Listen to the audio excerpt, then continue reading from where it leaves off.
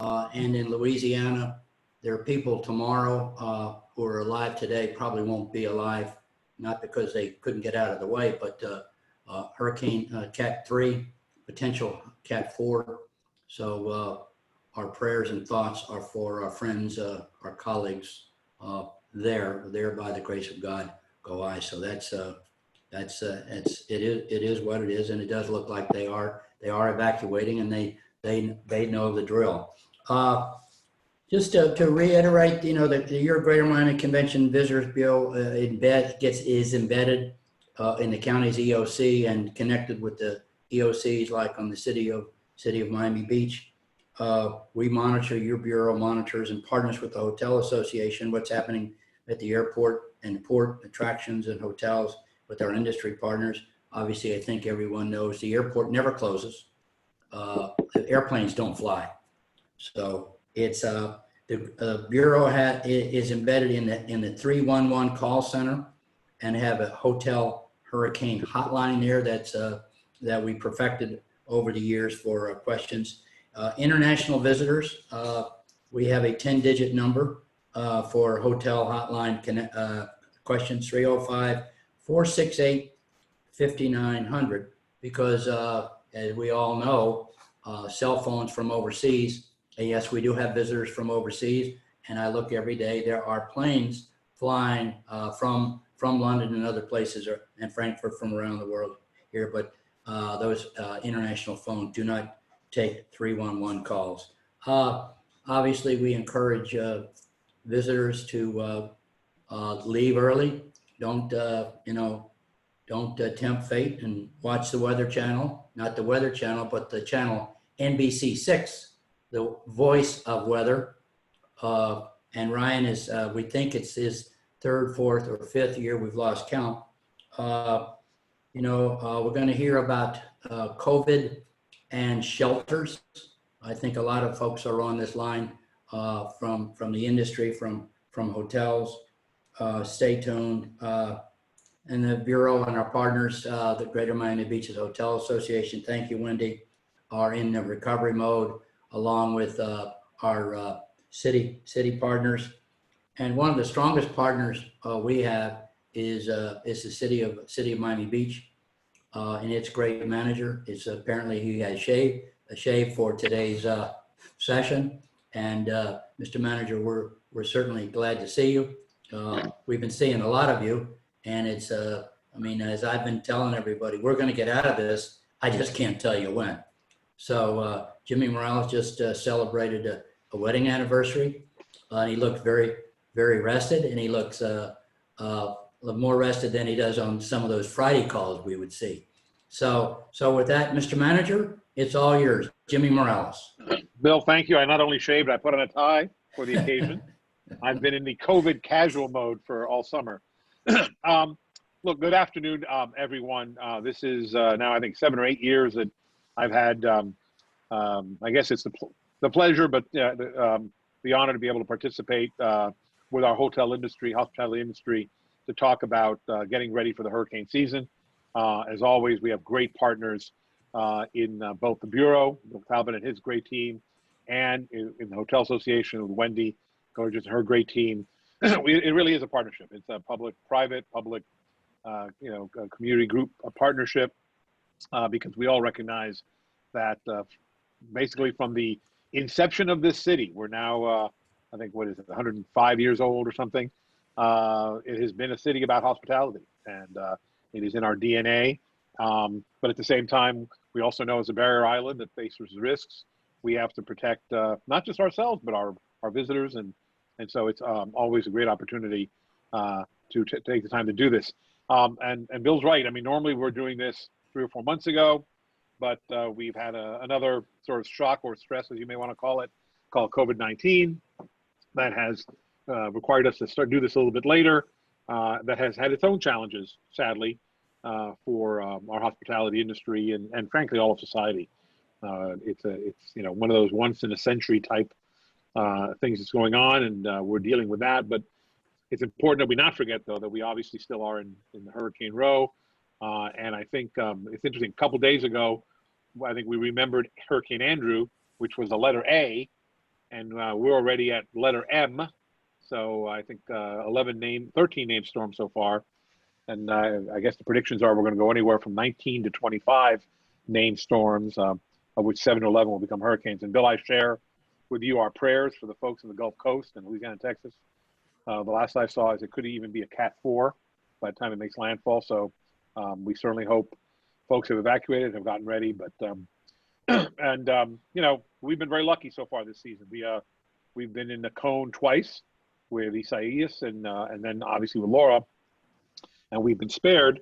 But you know, as we always talk about a hurricane, it's not a question of if, it's a question of when. And so that's why we have these sessions every year to get ready and to make sure that, particularly when you have a lot of new general managers, hotels and whatnot, new personnel, that they're ready.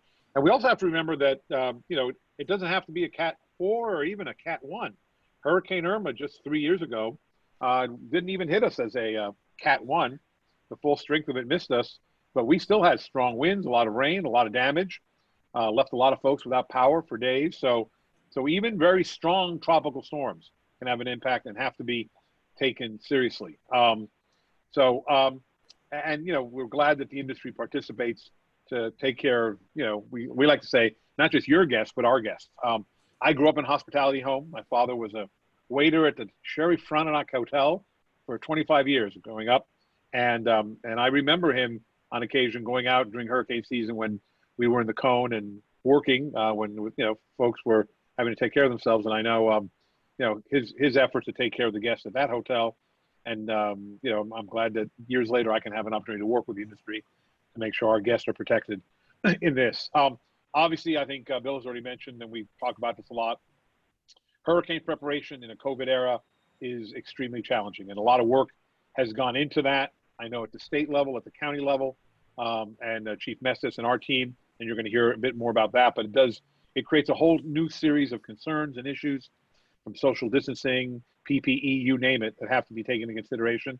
So I think we'll talk about that a little bit. I think, you know, one of the issues obviously is the sheltering issue and where you send people. And I know many of the hotels have agreements with inland properties. Well, those become probably more important than ever since traditional shelters are going to have lower capacity and there may be a need to move people. So we're all going to get creative. We're all going to do things. Obviously, we hope we don't have to.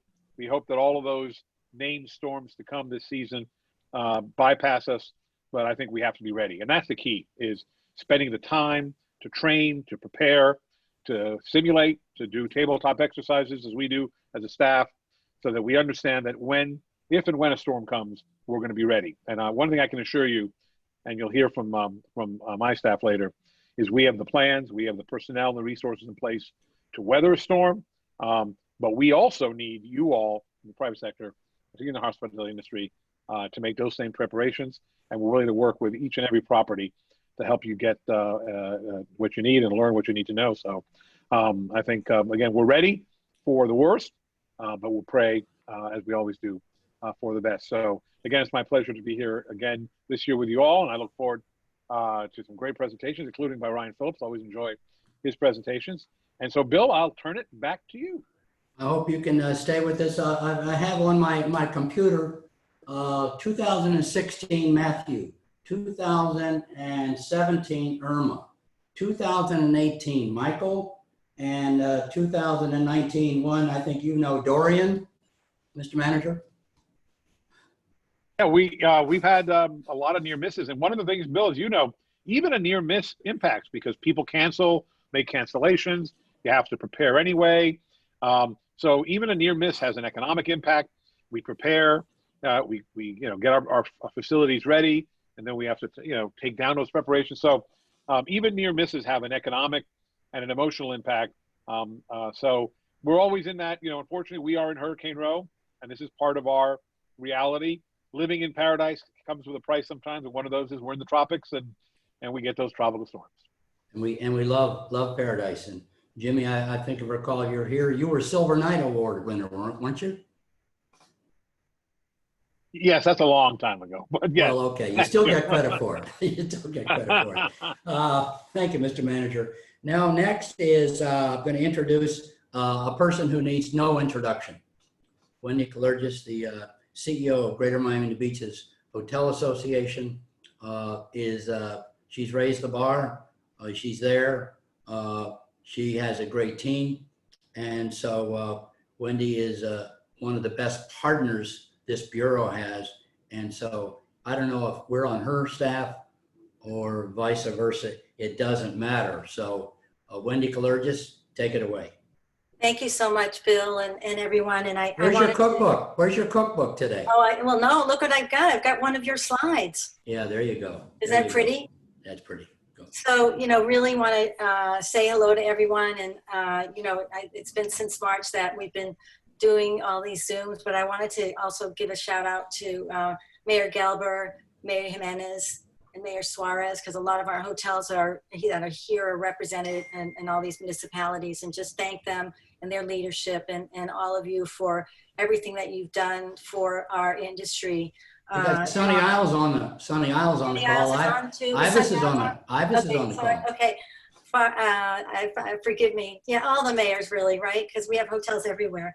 And also Heather Shaw at the City of Miami Beach, who's been a great partner for our hotels here on Miami Beach. So welcome everyone. And on behalf of our chair, Florencia Tabini, and our board of directors, we're just thrilled and appreciative of your partnership. And also, our number one partner, the GMCVB. We've been together since day one. And since birth. You and the team have been absolutely amazing.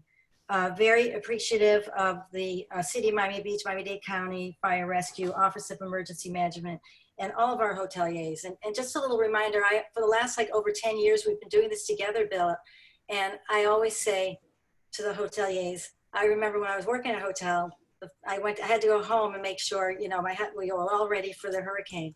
Well, we're all home now. So now we have to check on our hotels, right? Especially the hotels that are not open, but that are closed, just to make sure they're in good shape and anything that we can do to help support that.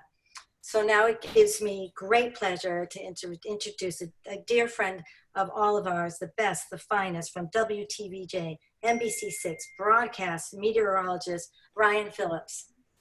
Okay, Hi, Ryan. Wendy, thank you. Hi, good afternoon, Wendy. I speak really on behalf of Jimmy, Bill, and Wendy when I thank all of you for taking the time today to meet so we could go over some of these important items that need to be addressed. And we missed out when we normally would meet in May, preparing for what we knew would be a very active hurricane season. It's certainly coming to fruition in that manner, but I'm glad that we have the opportunity to meet right now as well. So let's bring up some slides here and jump in. And I've tried to trim this down because usually Bill will exhaust our time. So I'm trying to trim down just a little bit.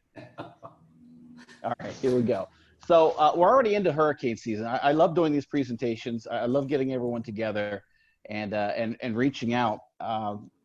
What we've already been through has been traumatic enough. And frankly, we don't need any tropical entity to come into play here in Miami Beach or South Florida to slow things down or to shut things down. So we don't want to end up in the situation that the pandemic already brought us. So our preparation will be key to keep us going through really the most important 8 weeks coming up to guide us through the end of October. Then we can breathe a sigh of relief and hopefully really get ready to get into the winter season. But through these next 8 weeks, it's so important that we need to do our part to be prepared. As Bill had alluded to earlier, of course, we're talking about Laura. Many of you are mindful of what's going on. Just 2 or 3 days ago, that system was south of us. And in its genesis and its infancy, we had concerns that there may be a South Florida impact. And that is not the case for us, but it will be the case, unfortunately, overnight tonight for the Texas and Louisiana coastline. And Laura being our first major hurricane of the season. And it's already been a very active season, as Jimmy had alluded to. 13 named storms already, 4 hurricanes, and then just this morning, Laura now our first major hurricane. But let's keep in mind, I talked about the expectation of this being such an active hurricane season. So if we go by the Colorado State forecast, we've had 4 hurricanes. They're forecasting 12, so that means we have 8 more to go. We don't know where they're going to end up, but the bottom line is that we are expecting more activity. For us here in South Florida, there's a little bit of a lull right now, but that just allows us to get together and talk about some initiatives we might take here in the next few weeks to get ready for the core of the hurricane season. By the way, the seasonal forecast that you saw, you were inundated with probably early in the season when you were thinking about what's going to happen. There's a lot of them. They are interesting. There's a lot of interesting science that goes into them, but I think they get too much attention. 1992, as we'd referenced, that was an A storm, Andrew, and we didn't need a seasonal forecast for that. But we had to get ready for a storm and in a hurry. So there are 21 different entities that produce these forecasts. I show you this only for one takeaway. All forecasts are calling for an above average season. And 20 of the 21, we're still not even meeting their benchmark ranges yet for what the season will bring us. Again, the peak of the season, not until September 10th, but we are already on our way. So again, I'll caution you, these speak to the activity in the whole basin. We're talking the Gulf, the Atlantic, and the Caribbean. But these forecasts, there's no scientific reason that will point us in a direction to say, here's how many landfalls we will have, which obviously is what we would like to know, but there's just no way to pinpoint that, which is the reason it all comes back to how are we preparing.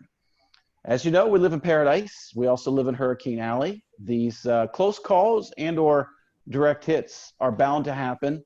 Normally at this point in the presentation, if we were all in the ballroom at the Intercon or out on the W or the Ritz-Carlton, I'd ask you to raise your hand and say, you know, were you here in 16 for Matthew? Were you here in 05 for Katrina and Wilma? Were you here in 92? And our experience shapes what our preparation is like. And it's fun to look back in history to see what happened, how we responded, and how we got back up on our feet. But let's not worry too much about the past. Let's worry about tomorrow. Moving ahead, you know, we're much better prepared. We know how to get better prepared. We know how to orchestrate this, and Chief will speak more about that coming up in a few minutes. But here's IRMA, 2017. Maybe many of you were here for that. And I'm going to just jump off topic for 1 second in this presentation to tell you, if you got ready for IRMA, you did the right thing. We were very grateful that the forecast track continued to shift west.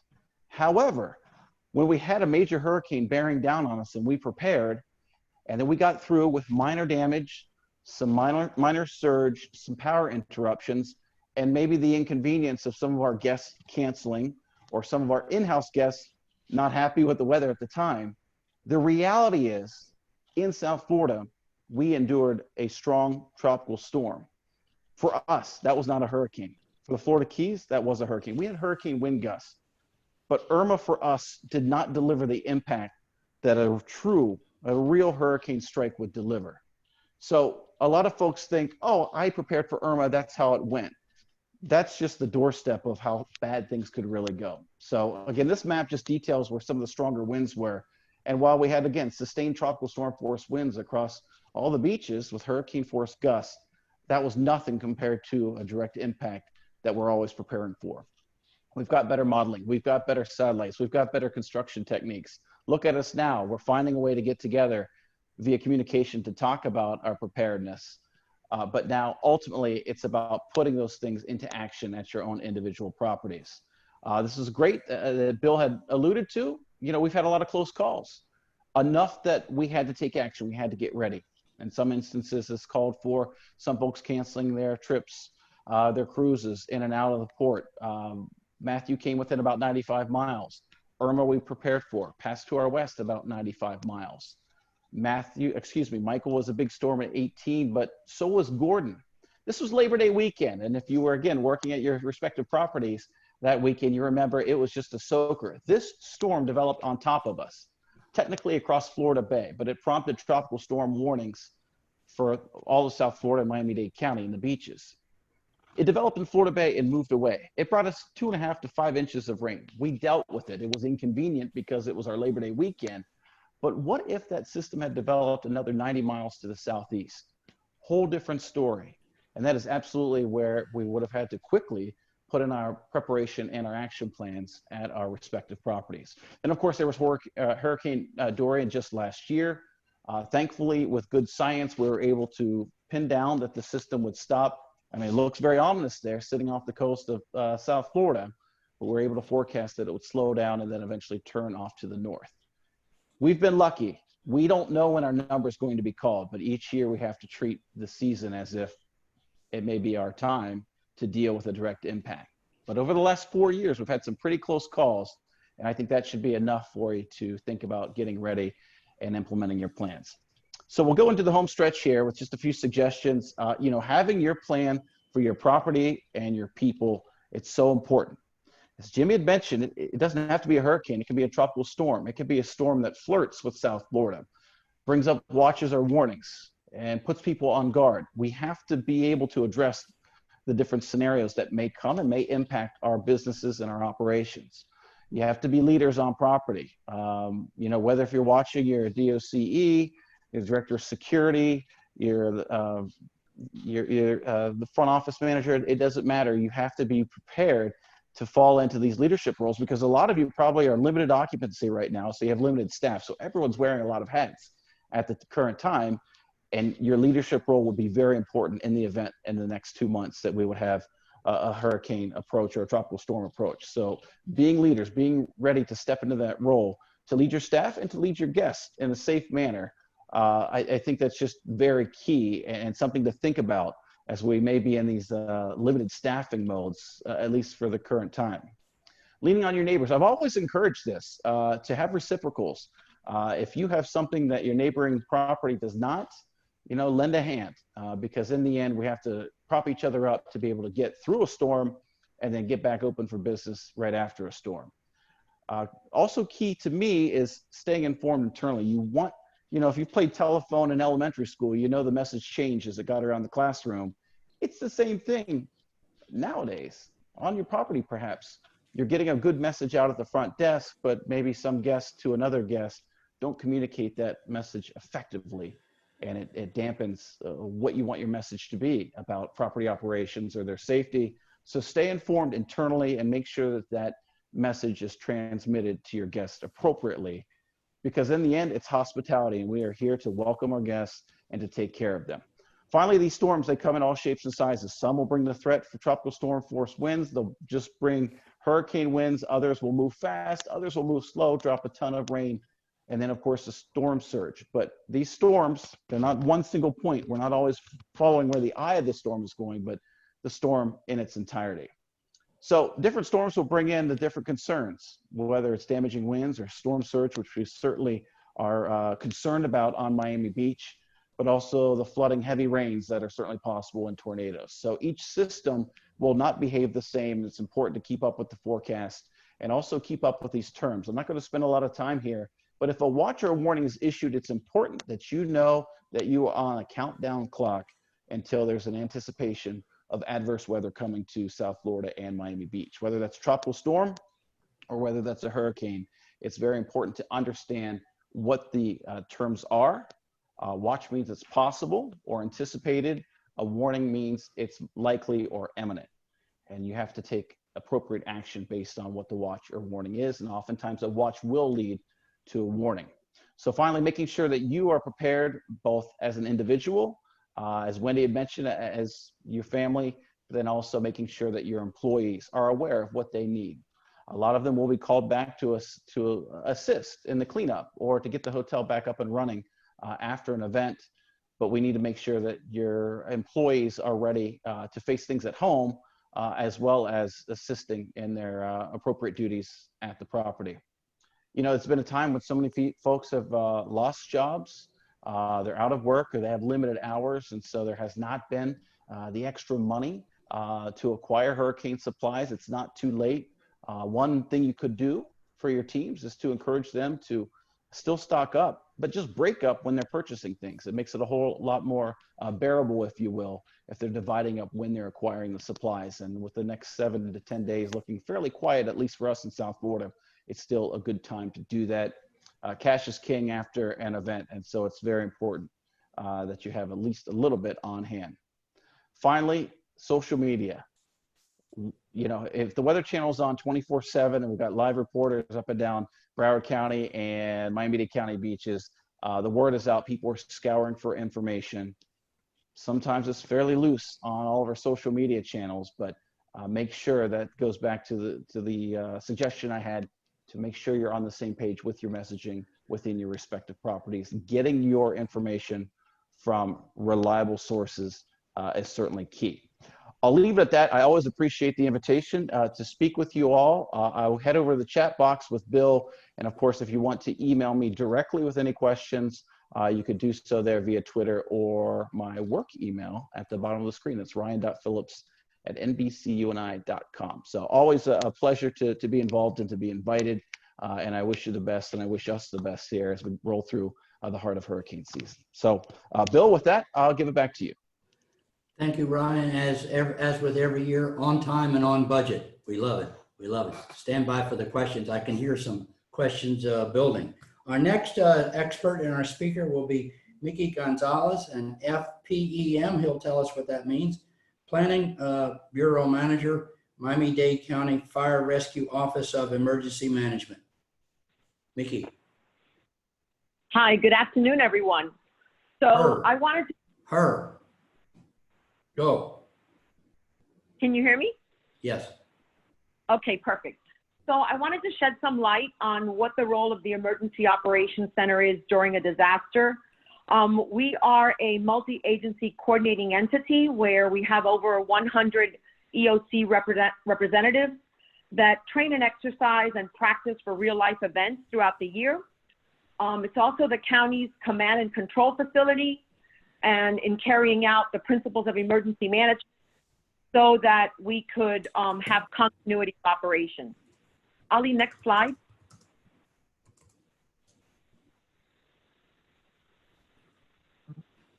Okay, and you can move the next slide as well.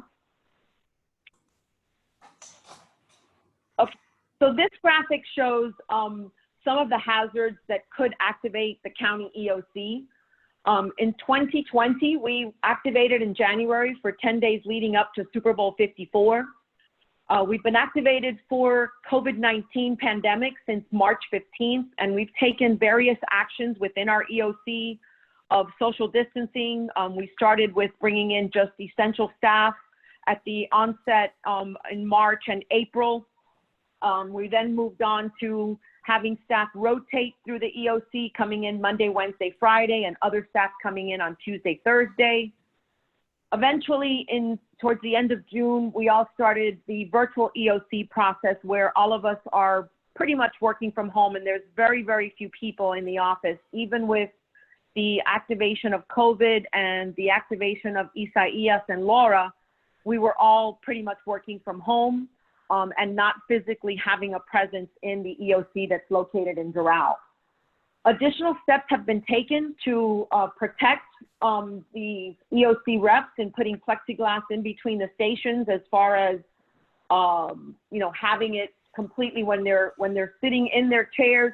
It basically encompasses. It's like a 6-foot plexiglass in between the stations. We also have the blue light sanitizing fans that are throughout the EOC, and those were put in actually pretty early on, probably in, I think, April. Next slide, please. So it's important that everyone knows their zone, the residents, the hoteliers, as to where within the 5 storm surge planning zones, A through E, they're located, because when we go ahead and we call for evacuation orders, it's good for people to know exactly where they are within the county. Next slide, please. So it's important to know your zone, because storm surge is the greatest threat to life and property from a hurricane or any kind of storm. It's also the primary reason why Miami-Dade County residents are asked to evacuate, ahead of a storm. So the decision on which storms to evacuate pretty much depends on the hurricane track and the projected storm surge. It's independent of the hurricane's category. Keep in mind that we do evacuate for tropical storms, for low-lying areas, for mobile home parks, and also for our special needs registry of vulnerable populations. Next slide. So being that storm surge is the #1 cause of deaths in hurricanes, what is storm surge? So it's the wind pushing water over land. So it's the abnormal rise of water above and beyond what high tide is, and as it's depicted in the picture to the right. Next slide.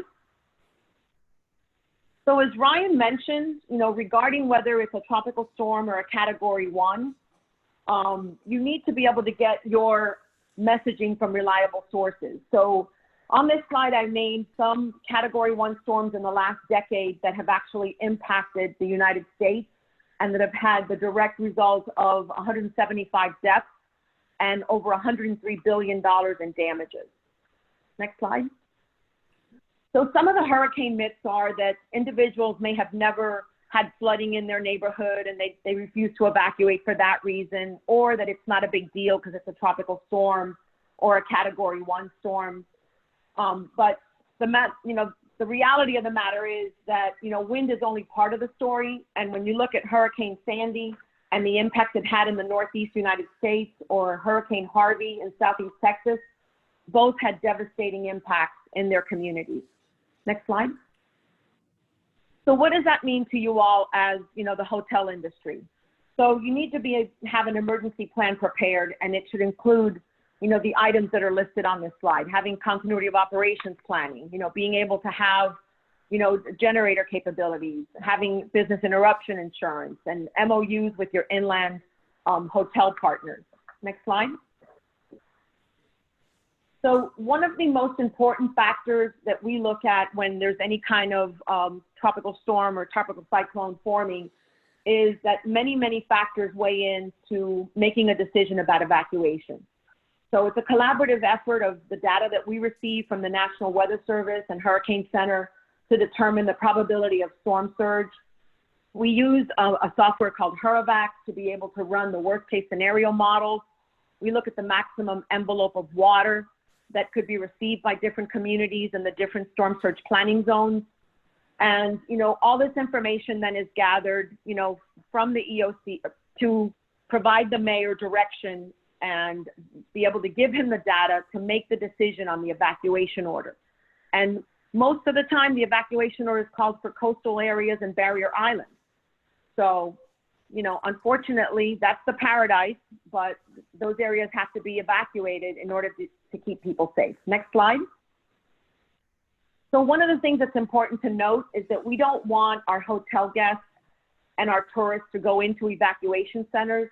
So it's important that they evacuate and head out of Miami-Dade to be able to, keep that basically pristine image of, what is, being in South Florida, paradise. We don't want them going into a scenario or the worst case scenario, which would be to go into an evacuation center, which is definitely not the creature comforts of a hotel. Next slide. So on this slide, we have evacuations. It's crazy. There's a lot of traffic in Miami as it is, but now with evacuations, it's even worse. So next slide. You have the evacuation clearance time that's shown on here. And the way on the left column, you've got the respective, A through E storm surge planning zones, and you've got the risk area of what the population would be, and then it's cumulative. So the cumulative column would show you what it would be if we have to evacuate storm surge planning zone A and B, or C. If we go to evacuate all 5 of the different zones, you're looking at, almost, 1.6 million people. And then you've always got your mobile home residents that are about 35,000 in the county. So it takes over a day to even evacuate just storm surge planning zone A, which is the coastal and barrier islands. Next slide.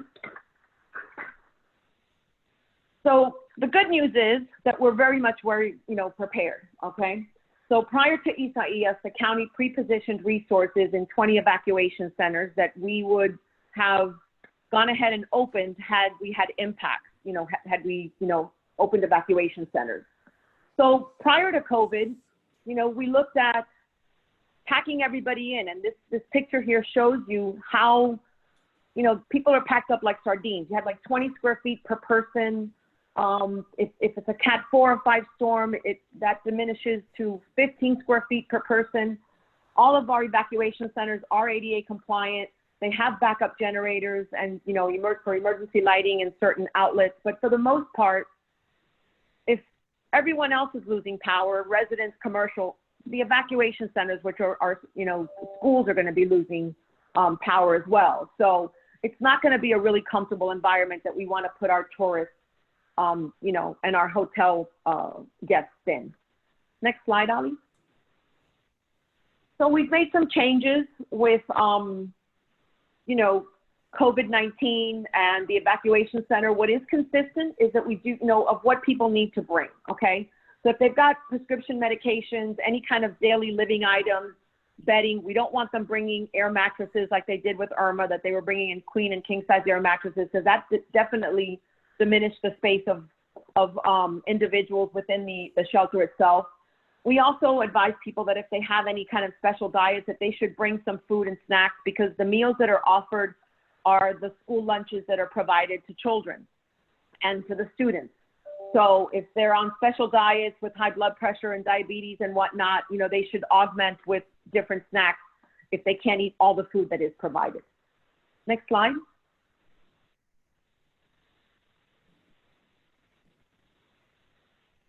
So some of the changes that we've made in the evacuation centers due to social distancing is that we have increased the footprint to 36 square feet per evacuee. Once they get to the evacuation center, they will not only, you know, be presented with, you know, having temperature checks and, you know, being able to fill out a form if they have any COVID-related symptoms, but every morning before breakfast, you know, there'll be temperature checks and again. So if they do show any signs and symptoms to COVID, there's an area that's been designated for isolation. And obviously, if their condition deteriorates, then they're transported by fire rescue that's on site to an area hospital. And they'll also be given a personal preparedness kit that contains, you know, a mask and PPE, you know, for them to wear if they didn't bring like a mask and hand sanitizer. Next slide. So some of the mandates that we're giving them if they're going into the shelter environment is that they always need to, you know, wear a mask. They need to maintain social distancing of 6 feet and, you know, to regularly wash their hands and use the available sanitizer that's going to be, you know, preset throughout the evacuation center. Next slide, Ali. So the non-congregate sheltering, this is something that we have implemented here in Miami-Dade County. Obviously the CDC has, you know, back in probably December had gone ahead and mentioned that COVID-19 was to become a pandemic. It's, you know, it's a danger to public health, that individuals needed to quarantine and isolate and they should shelter in place. Initially, we had a hotel that was just for the first responders since they were at high risk of contracting COVID-19 due to their interaction with the public. Next slide. But additionally, we have set up a helpline for residents who need temporary hotel space to quarantine or isolate due to COVID-19. And here you have the helpline number that's open Monday through Friday from 8 to 5. I'm sorry, every day of the week from 8 to 5. So we've partnered with different hotels to be able to house individuals that if they test positive for COVID-19, but they actually don't require hospitalization, that they can isolate, you know, after their exit from the hospital. There could be a scenario where they've been exposed to COVID-19 and they don't require hospitalization, but they need to quarantine and isolate to see if they would have the onset of the COVID symptoms. Some individuals may be asymptomatic and they just need the social distancing as a precautionary measure. But nonetheless, you know, we live in a community where, here in South Florida, where we have a lot of multi-generational families living in the same household, and maybe one member of the family, you know, contracts COVID-19 and they don't want to go back home and contaminate the rest of the family. So that would be another possible scenario of where they could call the helpline and be able to get a hotel room with non-congregate sheltering. And needless to say, next slide, Ali, needless to say, these hotels that we've partnered with, they're not actually chosen by the county. We do receive emails from area hotels that want to participate in the non-congregate shelter program. Those emails are forwarded to the Florida Division of Emergency Management, FDEM, and they make the decision on whom to contract with. And they're the ones that set up the negotiable rates for when we take over the entire hotel, whether we're occupying the full 300 rooms or whether, you know, 100 rooms are occupied. You know, that's just the way that it's run. What the county does weigh in on is the fact that we discourage for the state to partner with any hotels and contract with any hotels that are in storm surge planning zones A, B, and C, especially during hurricane season. Because the last thing we want to do is have to evacuate an entire hotel full of COVID individuals. So next slide. So after the storm, a lot of contractors come out of the woodwork from all areas of the United States. They come into impacted areas, and everybody wants to be, the savior, and they want your deposits up front. And people really need to, be careful as far as whom they're contracting, and if these individuals are actually licensed and if they're part of the building code compliance office. Reporting price gouging to either Consumer Services, the state attorney's office, or to MDPD. There's a hotline number that's provided here, and also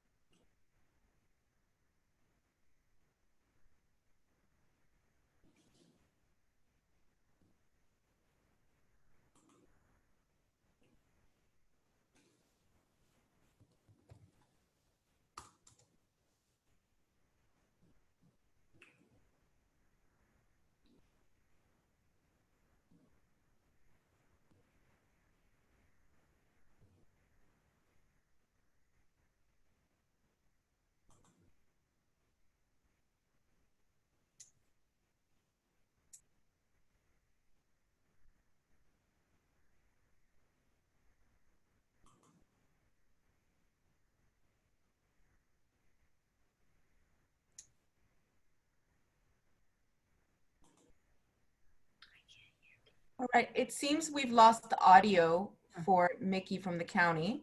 So hoping we can get her back. Do you want me to? Yeah, I think let's roll, and Okay. if she can log back in, it'd be great. Let's move I on think with- she's back. Oh. I think she's back now.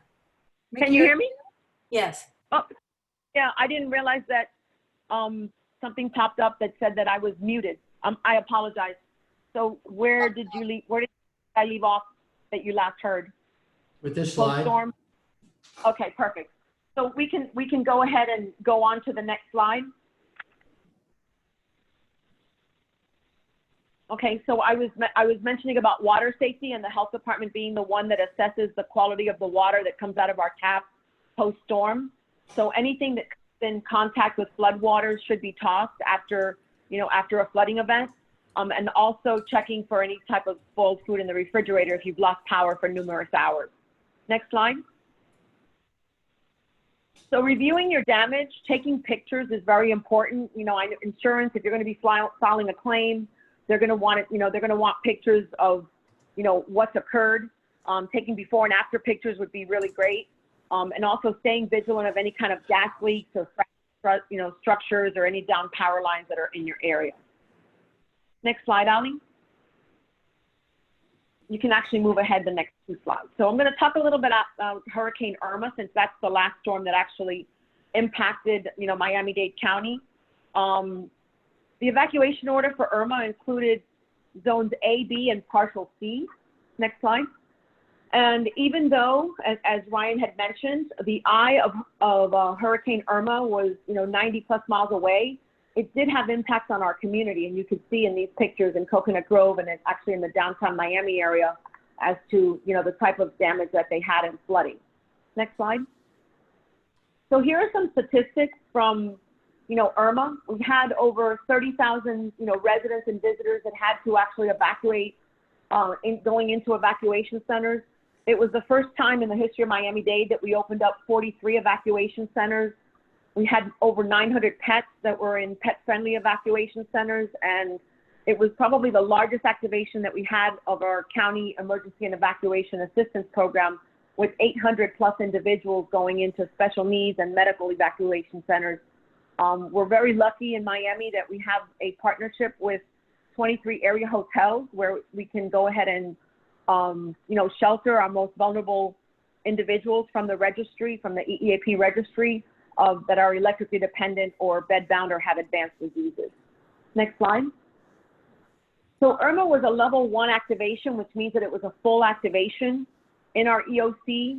And again, here are some of the statistics of the evacuation. And also in the recovery stage, we had debris clearance of over 4 million cubic yards that was completed, you know, several months later, okay, like 9 months later. And the total cost of IRMA was $487 million as of the last count that we had from the federal government. So next slide. So it's important that we all prepare before, during, after a storm. The Miami-Dade.gov hurricane page, which is what's shown here, has a lot of information. Next slide. We also have the Miami-Dade Ready app that has real-time information that when we activate the Emergency Operations Center, the information actually is linked to this particular app. The app not only, you know, you can identify what evacuation zones you're in, but also if there's an evacuation order, it'll tell you that. For individuals that can help themselves to bus pickup points, it has that information. So it has a lot of information, including the hurricane guide, that they can access through the Ready Miami-Dade app for iPhones and Android devices. Next slide, Ali. So this is the hurricane guide this year. It actually was trilingual. It was mailed to over 1 million households in Dade County. And I've done a bulleted list here of all of the items that are contained. We do have, it's, you know, available for distribution, hard copies of the hurricane guide, and also the door hanger program for, you know, that says I'm okay or I need help, you know, post-storm, when we've got first responders in the communities making sure that people are okay or if they need help. So if you need that, you know, reach out to me and I can go ahead and have that available for you. So the next slide is just some final thoughts of, you know, late developing storms, as Ryan mentioned, you know, with Gordon. That's becoming more and more frequent. You know, we really do need to pay close attention to reliable sources of information and information that's coming from public safety personnel. And keep in mind that low-lying areas and coastal communities, mobile home parks, are the ones that are most vulnerable and at greatest risk, you know, and are also the first to be asked to evacuate. So, Bill, that's all I have. If anyone has any questions, I know we're going to hold that to the end, and we're going to do that through the chat. Thank you. Wendy? Yeah, that's amazing. What a wealth of information, Mirta. Thank you so much. Look forward to sharing this with all of our members. It's really very detailed, and just listening to what's related to COVID as well. A lot of challenges. Anything that we can do to help, as you know, with our hotels and partners. So now it gives me great pleasure to introduce Deputy Chief Miami Beach Fire Operations, Juan Messes. And before Juan speaks, Juan, I want to just give a shout out. We want to thank Sherry Holbert-Lipner, EMO administrator, for all her work. She's just always working behind the scenes, and sometimes you say we don't hear from her, but she's got everything. She's got all the information, and she's just a right hand, left hand for you and the city. And thank you, Sherry, and Juan. Looking forward to hearing from you. Thank you, Wendy, and thank you, Sherry. Actually, Sherry is my right hand here. She does an amazing amount of work behind the scenes, and I'm usually the guy that comes in front of the camera, you know, with a tie on and just the talking head. But the work has really gone on behind the scenes with Sherry and our staff. So again, I thank you, and thank you, Wendy, for the invitation. I'm going to go ahead and share my screen here. And after Mickey's presentation, I really don't have much to say. I'm just kidding. Okay. There it goes. It says my screen sharing is paused. Stop share. Let's try that again.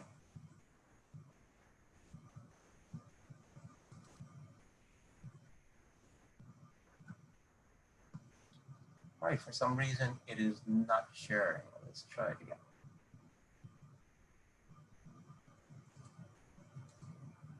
Okay.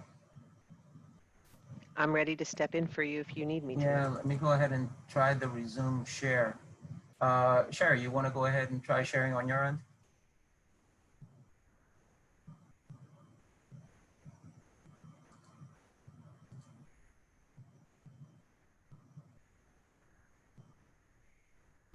All right, very good.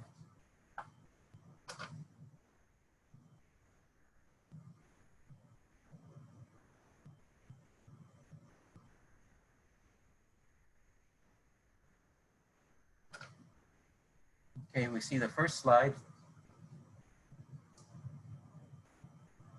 You see me.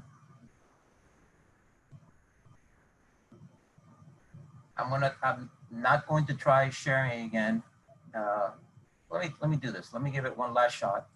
And then if that's not working, then it seems, Sherry, that yours isn't working either. Yeah, it kicked me out. Hold on. Okay, is there something from the host's end that we need to? Yeah, I just double checked. Everything seems to be set up correctly. It says that you're sharing your screen. I'm not sure. That I am, or Sherry is? Sherry is sharing right now, so maybe Sherry, okay, very good. If you want to go ahead and continue there, start the slideshow, we will start. Bravo. Okay, There it is. So here we go. And you know, that's just part of emergency management, really, is coming up with solutions after there's chaos around you. So Sherry activated the hurricane there, and we can go ahead and move to the second slide.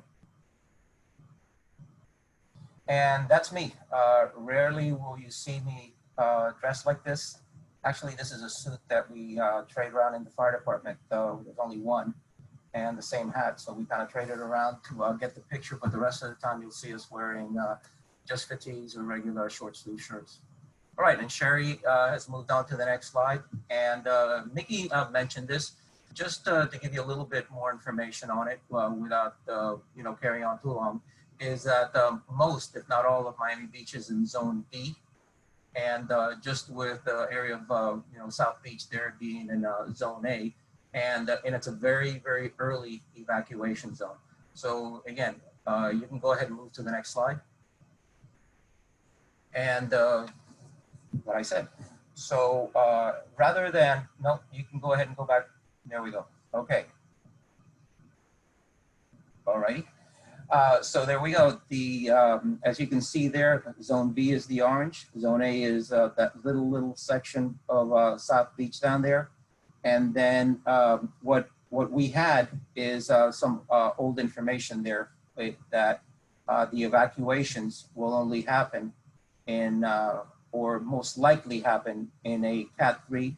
But really what Mickey was saying is that the, don't dwell on the category, listen to the directions from the county. And then I had corrected that slide on my presentation, but just go ahead and storm surge is really one of the largest reasons why the county would call for an evacuation. So when we do evacuate, it's not us, it's not the city that calls it, it's the county that calls for evacuation. And then, you know, looking at this slide now, the with COVID-19, you know, I like to think of myself as the eternal optimist. And with COVID-19, we are not really doing anything much different than we do normally, except, you know, we're living in, I know Ryan hates this, but we're living in the new normal. And I've heard his displeasure at that term, but that's basically it. We're wearing our PPE, and how many of you knew what PPE was before COVID-19? We're wearing our PPE.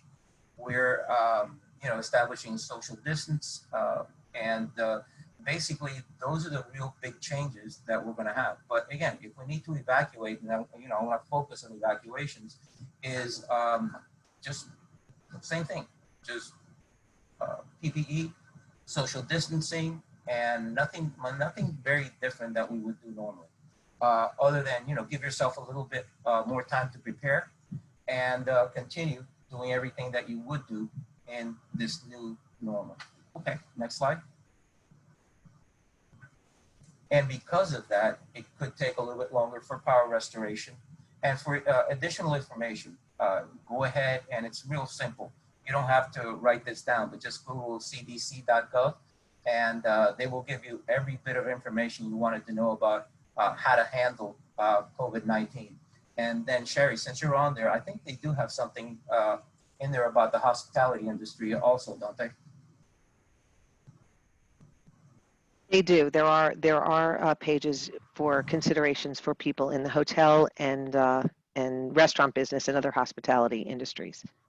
All right, very good. So again, for more information, you can go there. And then one thing that we want to stress is that if you remember from Nikki's slides, is that one of the slides showed a a huge traffic jam that she used the slide to denote. We can go back. Sherry, if you have control of the slides, there we go. All right. Go back. Okay, forward. There we go. Go forward again.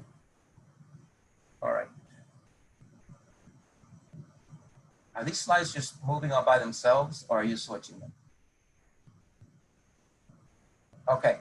Where do you want to be? Go to the next slide. All right. So if you take a look at the slides that Mickey was showing, one of the slides showed a Traffic jam. evacuation. And really what that slide was a re-entry back into Miami Beach during IRMA. And you can see the huge traffic jam that caused. So what we want to do is make sure that when we do allow for re-entry, that the right people are allowed in. And what that means is that when we have what we suggest that you do is that you create a response team, an emergency response team within your facility. And with that response team, you perform a risk assessment. And how do you do that risk assessment? Probably the best people that can do that risk assessment for you would be the facility the management, the engineering can do that. They're used to doing that. And from that risk assessment, develop an emergency plan. That emergency plan, it should be communicated to all employees. One thing that we sometimes do here in emergency management is we create plans, but those plans aren't really communicated well. And it's important to have that information communicated to everyone, everybody practice those plans. And then create that team that will be able to make an earlier re-entry into the city. Now, and that's what we're talking about there. And those emergency response teams should be at least 5 members. It can be up to 8, depending on the size of your property. And they're appointed by management.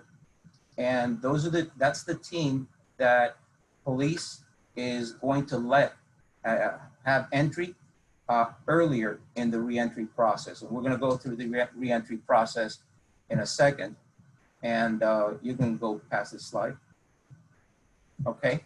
And then that team should be familiar with the disaster plan and able to do damage assessment. So again, communicate the plan to everybody. Damage assessment, usually your engineers should be able to do that. Property maintenance should be able to do that.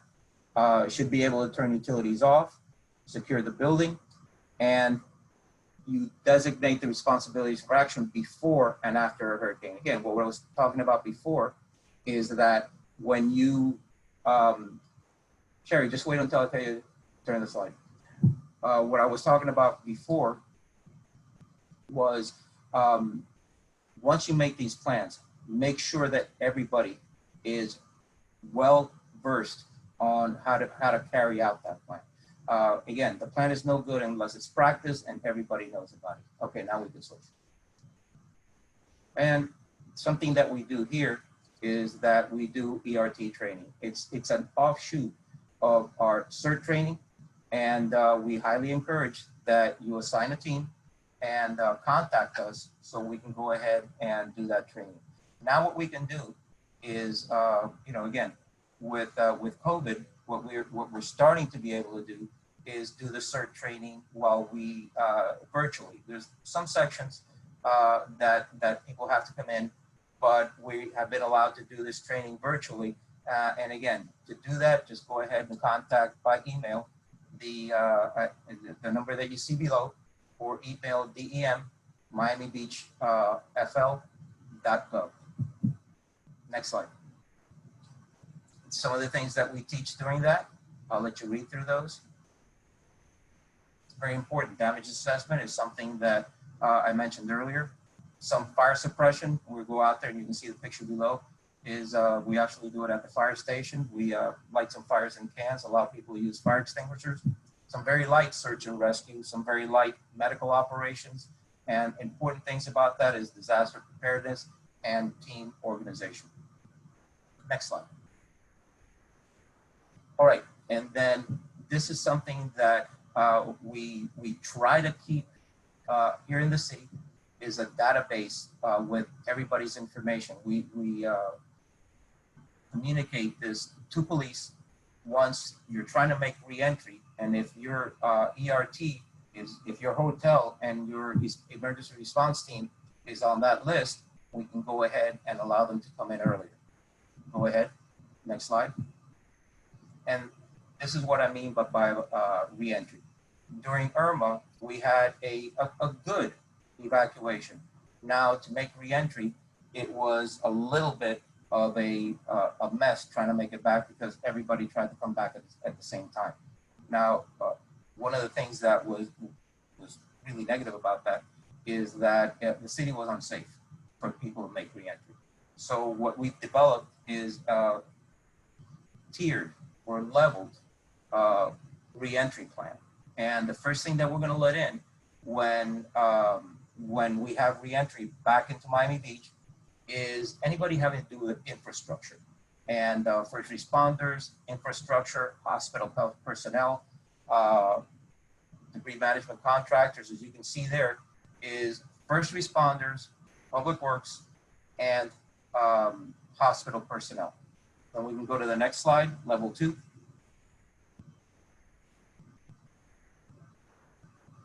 After that, we allow some of the infrastructure, and you can see there at the bottom is registered entries with documentation, and police do stress this. Please go ahead and have your the people that are on your team bring their documentation, their individual documentation, something that says that they're employed at your facility, and we can go ahead and allow them to come in. Okay, and something again that we stress is, of course, NBC 6 with Ryan, get your information from the right place. We also Twitter, and not so much Twitter, I'm sorry, but text MB alerts. And in the next slide, can you go ahead and play the video on that? And I can talk over the video if it's not talking.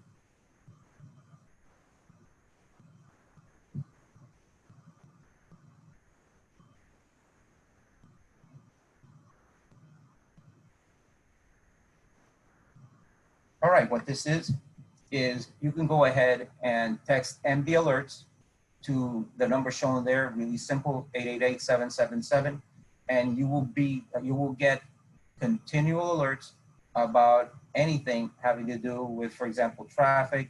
I get marine warnings all the time with it, thunderstorm warnings, anything that has to do with weather or any outstanding conditions here on Miami Beach. Go ahead and text that, and automatically you will get the information. Okay, and that is how to reach us. And you had that before if you want to go ahead and take any of the classes that we offer. We also offer CPR, and we, along with the CERT and ERT trainings. And that's pretty much it. Back to you, Wendy.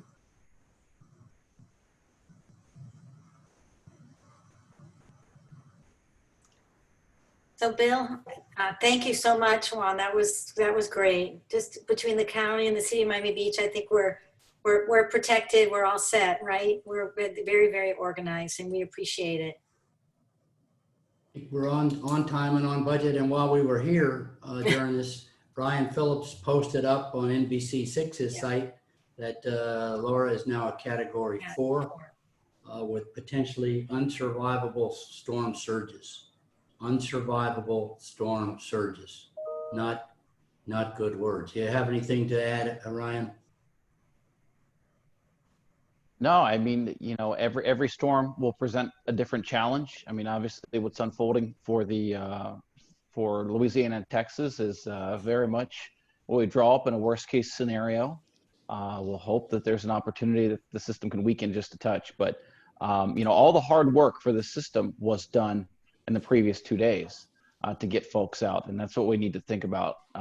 Always being aware of what the threats might be, but then always being prepared to react accordingly and often ahead of schedule so that we can remove folks from the beach if necessary and do it in a timely manner so we're not caught with an intensifying storm on the approach while we're still trying to get all of our people and our property safe.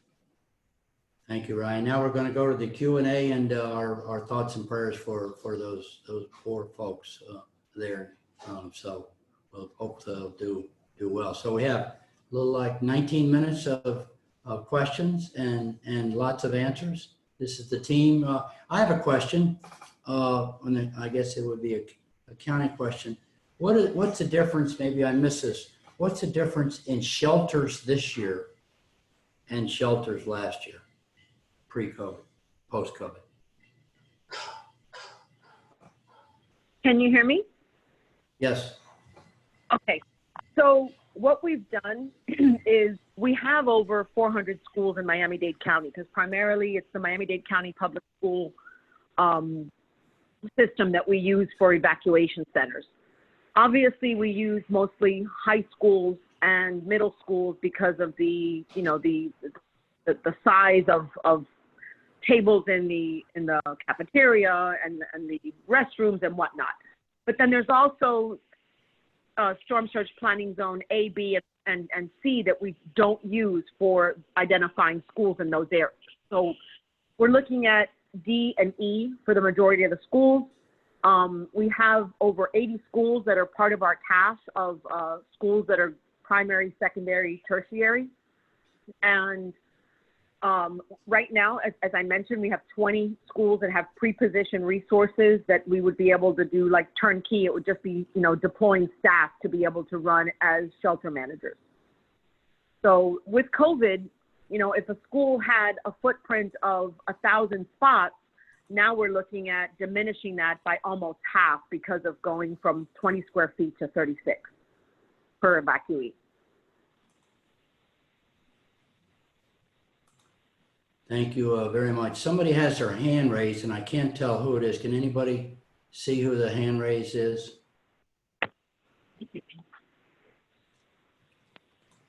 It looked like it was someone by the name of Oscar. Oscar, identify yourself. We've still got close to 100 on the call. These are great presentations. And I think so. If somebody has COVID, they go to a shelter, and they'll go with other COVID people. Is that what I heard, or did I miss that? So if someone is at the shelter and they're identified right at the onset that they have COVID, then they could basically go into an isolation area. But in a best case scenario, if there's still time to divert them to going into hotels that are serving as a non-congregate shelter, that would be the number one thing that we would do. We would divert them to one of the different hotels that we're using that are in zones D and E. They're not in the evacuation area zones. But once they're there, let's say that they come in, they get temperature checked, they fill out the form, they're presenting no symptoms, and after being there a day or two, because people could be asymptomatic and they don't know that they have COVID, let's say that someone does, get sick and it's during the lockdown period where no one goes in, no one goes out of the evacuation center. Then at that point, we have identified isolation areas within the evacuation center that we could go ahead and put people in.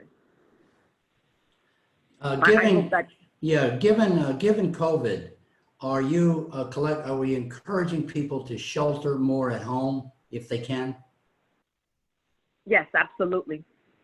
But if some individuals can't, then that's why we have the non-congregate sheltering with the hotel partnership. Right. And Mirtar, do you have a good amount of hotels in the program? You may have already mentioned that. I just didn't hear. We have, right now, we have 4 in the program. Once they get up to more than 60% capacity, then we go looking for more. We've been able to manage it right now where that's not been the case. I know that one of the hotels that we're using that's in the airport area has like 400 rooms and it's never been at capacity, or it's never gone above like 280, so we're safe in that regard. What about the pet shelters? The pet evacuation shelters, okay, so we have a few of them. Drop-off service, or what they call those, a kennel service. Individuals do need to stay with their pets because it is a pet-friendly shelters, and you can go onto the Animal Services website, the Miami-Dade.gov/animals, and it'll tell you what types of household pets we allow. But they do have capacity for, during IRMA, we sheltered, over 900 pets. So we do have quite a bit of capacity for them. And then we also have the Fuchs Pavilion that has a larger footprint than the schools do for sheltering the animals. But there has to be at least one member of the family that remains with the pet. Thank you. Any My pleasure. questions of you can look at the chat. There are some answers to questions about training. Thank you, Sherry. I would like to add something to the evacuation question. A lot of times the hotels put people on the buses, the transportation that takes them to the evacuation centers.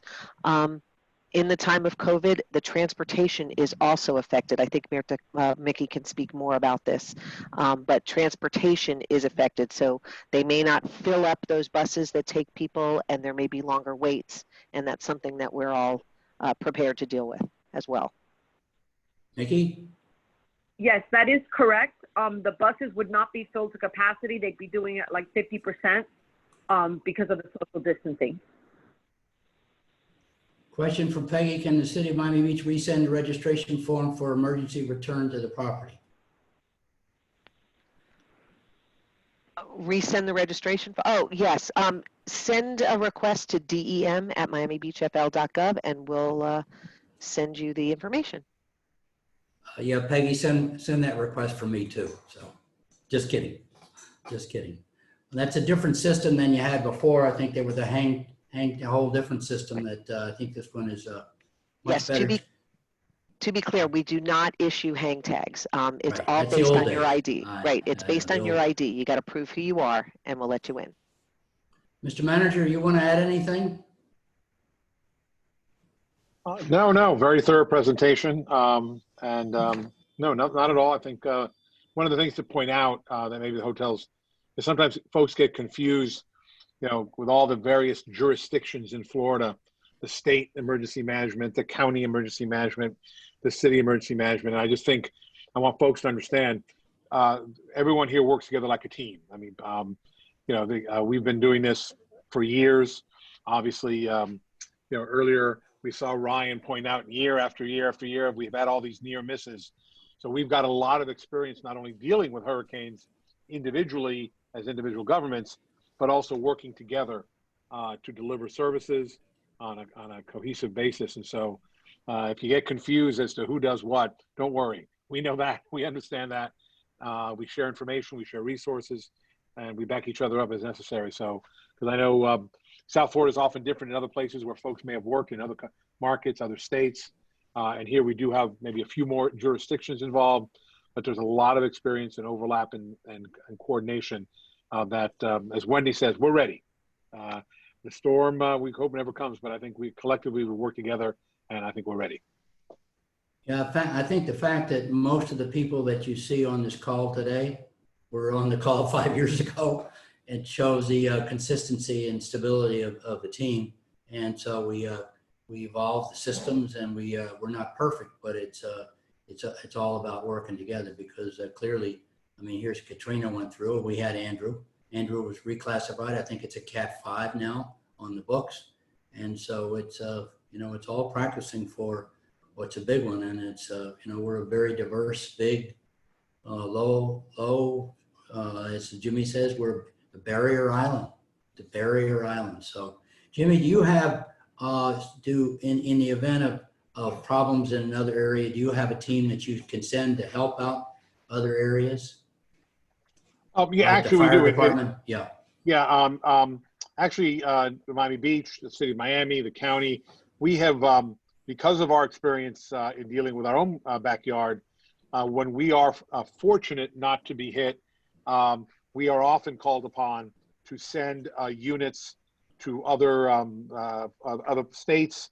I know actually Juan has gone, I know, to, I think, Puerto Rico. He was in Texas. He's been, I know, other places. We helped out the Keys after Irma when they were hit hard, and we weren't. We had a unit of firefighters working in Key West. Juan, you may want to put a little detail, but usually this is all done through FEMA. They actually cover the costs for the local governments that are pitching in. I know Miami, the city of Miami Beach, the county, and maybe some other jurisdictions have some crack units that go to provide support to the local areas, including sometimes like what we did in Key West after Irma, was just send some firefighters so that the local guys down there can get a break, can get a little sleep, and catch up on their rest, and get some folks to back them up and help out. So it could be something as simple as that, or if it's search and rescue, if it's, that kind of stuff as well. Juan, I don't know if you want to add anything on that. That pretty much covers it, Mr. Manager. We have three avenues, actually more than three avenues of sending help. We can either do it through the federal government, and we sent our team. I was part of that team that went to Michael last year, and actually that was a boots on the ground operation for me. We sent our own units from here, fire station, a number of firefighters that went up there and did search and rescue during Michael. You yourself went down to the Keys along with some firefighters to render help during Irma, in the aftermath of Irma. So yeah, there's quite a bit that we can do to help other municipalities and other places that are affected by storms. And Bill, that will also include law enforcement. So for example, with Michael, not only did fire go, but police, we had a big police contingent that went to provide security for the sites, for the people working, for the materials, and often sometimes also help local law enforcement, who's also stretched, particularly when Michael just devastated everything. So we, our first responders, when we're fortunate enough not to be hit, we are more than happy and proud to help, make them available to help others. That's the way you do it, because God willing, we never have to, but we remember after Andrew, how we got a lot of help here in South Florida. And so I think, one good deed deserves another. Yeah, that's what I was going to say, because the reverse is true as well. Kind of the ultimate mutual aid. But Mr. Manager, thank you for staying on to the end, and that tie is very nice on you. Don't worry, when we're done here, I'll loosen it up. All right. And Ryan, I know you have been on looking at your, you've been getting blown up there, and thank you for staying. I know this is, you could have jumped off and we would have understood, because this is a serious matter. And so there is Alina Morales apparently on the call now. Wendy, you want to welcome back Alina Morales. It's great. Hi, Alina. Are you having fun outside? That looking beautiful. That's a beach. That's a beach scene. It's a beach. Oh It's all about Miami Beach. All You about got that right. Thank you. Good to see you, I think. Thank you. Thank you. With that said, Wendy, you want to wrap it up? We're right on time and on budget. No, thank you, everyone, and just be safe. And we really appreciate everybody supporting us in our industry, and always know that we have rooms to, if you need, let us know what you need and how we can help support, and also support people in the other areas too, because we can help with that. And Bill, and I want to thank Jennifer